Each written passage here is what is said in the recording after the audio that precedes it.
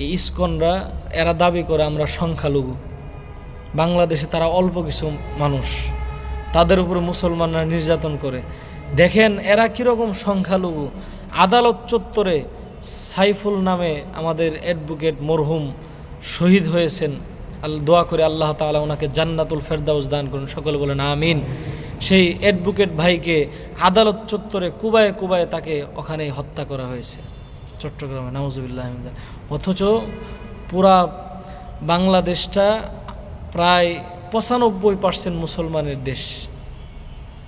এতগুলো মুসলমান থাকা সত্ত্বেও তাদের কলিজা কাঁপল না যে মুসলিমদের ভূমিতে দাঁড়ায় একজন মুসলমানকে, নিরপরাধ মুসলমান, তাকে আমরা আদালতে, যেখানে আদালতে বিচার করা হয়, আইন প্রণয়ন করা হয়, ওখানে আদালত চত্বরে তারা জবাই করছে। এটা নিয়ে আজকে মুসলিমদের